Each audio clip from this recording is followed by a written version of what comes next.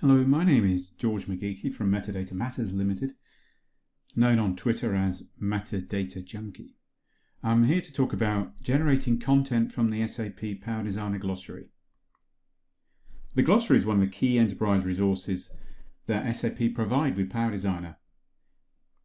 It helps you capture and manage the terminology that you're going to use when naming your models and objects in your models.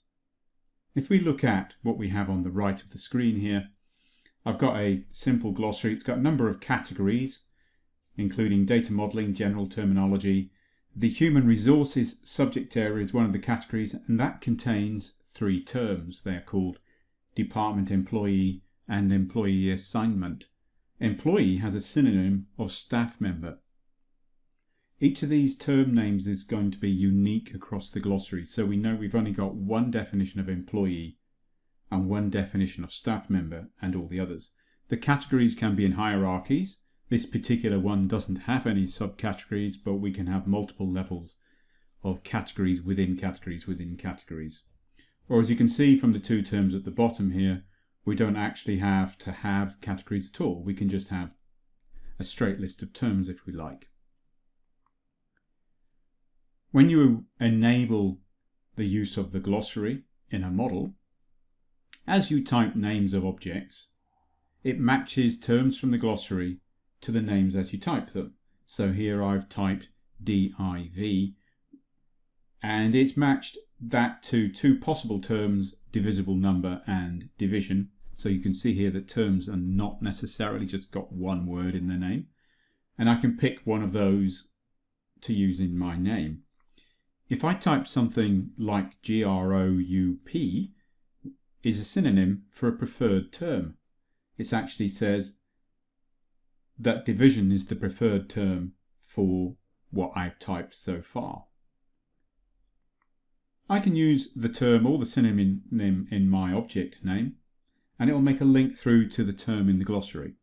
So here we can see that the entity, which I did eventually call group, is linked to the term division because group is a synonym of division. This link makes impact and lineage analysis possible. Here I'm doing the impact analysis for the term division, and I can see that it's linked through to the entity. And if you remember on the previous screen, the entity is linked back to the term. This is a feature of PowerDesigner that when 2 things are linked, you can actually see that link from both ends. That's more useful than you think. Additional model validation is provided with the glossary. Here we can see the checks for an entity. It's added 5 more model checks. 2 of them, with the red circle and the cross, will produce an error. If we don't want them to be regarded as errors, we can actually change those so that they become warnings instead. But basically, the purpose of these is to make sure that we are using our glossary properly and to warn people if they're using things that are not in the glossary or they're synonyms. Not necessarily a problem, but something we need to know. But what if you want to use your glossary in a different way? Perhaps as an ontology from which you want to generate content in your models. Some other glossary tools on the market give you this capability, combining with a data modeling tool to take content, to take terms and definitions from your glossary and automatically create, say, entities and attributes in a data model. PowerDesigner out of the box doesn't do that. The good news is that PowerDesigner is designed to be extended. And to provide this particular capability, we could do a number of things. We could write a script. So we have to decide what the logic is and we have to build it, all of it ourselves, which we can do. We could use object generation, which is simple to set up and limited in scope. And we also have extended object generation, which is also simple to set up. It's more complex to design, and you'll probably need some scripting to tailor the results to suit exactly what you want. But with that, you can take, say, content from the glossary and turn it into exactly what you want it to turn into without having to do any work afterwards. We've got a couple of videos you can watch. The first one is called Create CDM from Glossary Entries Using a Script. Short video demonstrating a script that I've written that it's limited, it only works in Barker notation, and it takes glossary categories and terms and creates entities and attributes from them. The second one, called Extended Model Generation from Glossary, that shows you the standard object generation and the extended object generation capabilities. If you want to know or talk about how you can get the best out of PowerDesigner, perhaps you want to build something like this yourself, please go to metadatajunkie.wordpress.com/contact, and I look forward to hearing from you. Now please watch the videos.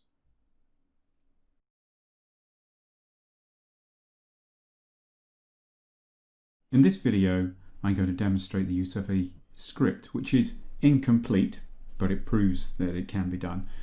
The script will take content from my repository, and you can see my list of terms here, and create entities and attributes in the conceptual data model that I have open in my workspace. My glossary contains a number of categories with terms inside them. So here's human resources, has 3 terms inside it. One of them has synonyms. This script doesn't do anything with synonyms. It just processes the categories and the terms. Here we've got a category level 1 that actually expands down to 4 levels, and there's an attribute at each level. Or at least there is a term at each level. And I'm going to run my script, and it will take the entire glossary except for these 2 terms at the bottom because they're not owned by a category. It will convert every category into an entity. If it's a category inside a category, the entity will be a subtype of the parent. All the terms will become attributes in the entities. I'm going to run this now. From my tools menu, I've actually added the script. This is just a link through to a script file. It reads the glossary, creates entities and attributes. It's going to be very quick. There we go. It has finished. It has created entities representing the categories. So the training category has 1 attribute for each one of the terms that were within it. If we look at level 1, that one that went down to 4 levels, we can see that it has an attribute called level 1 attribute. Then it has a subtype of level 2A, which has a subtype called level 3A. In fact, let's go and find it in the diagram. Here we go. Let's pull it out a little bit. We can sort this diagram if we like, but you can see we now have nested entities with attributes created by our simple script.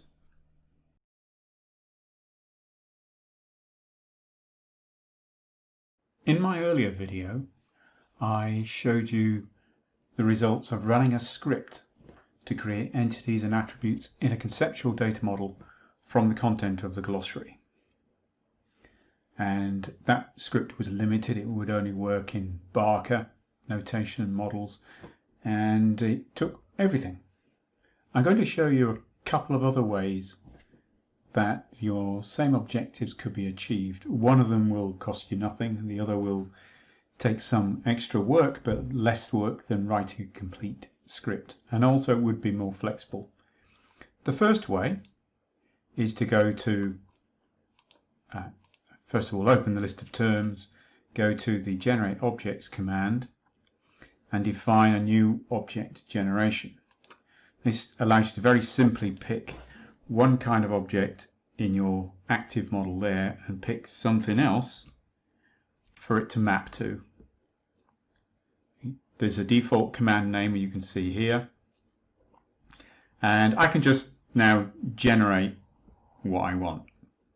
I'm going to say I want them in a new model which will have the same name as the glossary model.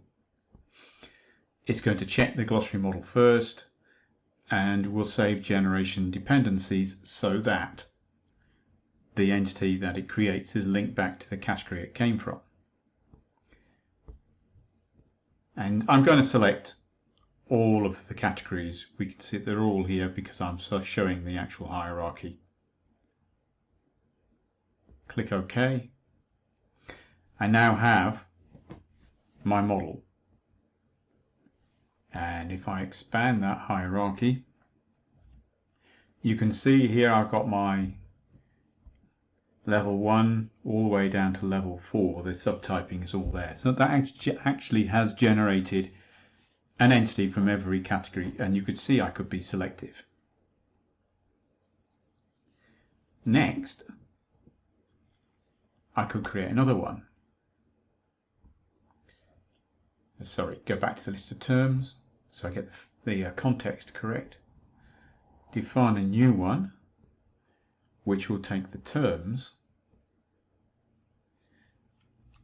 and generate data items from them.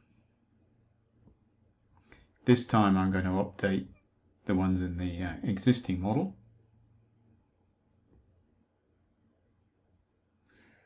And you'll see that it's going to add all those data items because there weren't any.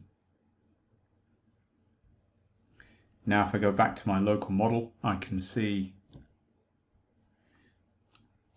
that I also have a load of data items. But what I can't do this way is link the data items to the entities. You could do that yourself. If you've got a glossary the size of the ones most people have got, then perhaps you don't want to do that. And of course you can make mistakes.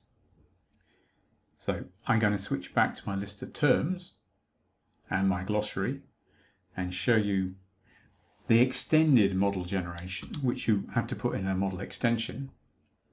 I've actually said here that because the extension's in my glossary, it's going to export from the glossary. I'm telling it to export to a conceptual data model, and I can define the mappings. And what it's going to do is take model properties and put them on the model. It's bringing the business rules across. It's bringing across the terms, but making data items out of them. It's also creating entities from the categories and also packages from the categories, just to illustrate the fact that you can do that. And it's doing them in the order I've told it to do them. And when I look at any one of these mappings, I can see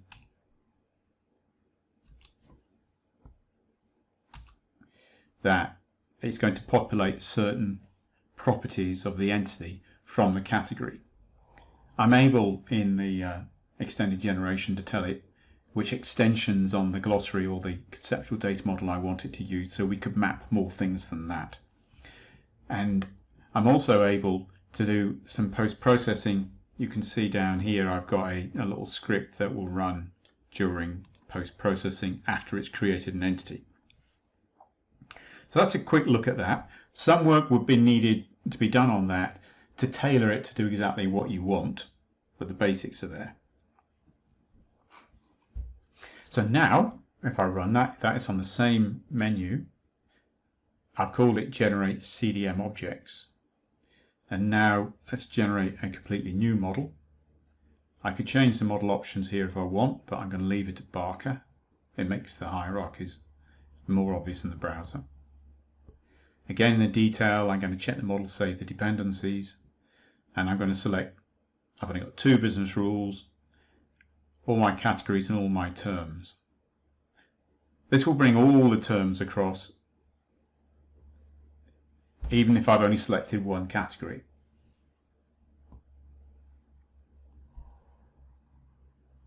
So now it has created, let me get rid of the first model it created.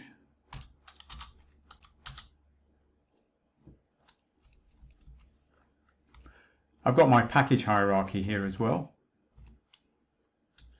and my entity hierarchy as before. As yet, the data items haven't been linked to the entities. That's one of the things we could do in post-processing. as part of the model generation. I don't mean afterwards, but while it's running. So we have all our data items here. If I look at one of the business rules and look at its impact and lineage analysis, I can see it's attached to that data item because the original business rule was attached to the original term. I can also see that it's linked through to the business rule in the glossary it was generated from. If I look at one of my data items, I can see that it was linked through to a term. There are things we need to decide. What do we do with synonyms, for example? We possibly create those as data items linked back through a custom connection through to the data item representing the original term. As you can see, this is I think a better way of managing the model generation than writing a script. It will be a lot easier once it's been handed over for you to tailor it, or for me to tailor it. If I need to tailor it at your request, it will take me a lot less time than it would take to adjust a full-blown VB script. Looking forward to hearing from you. Bye.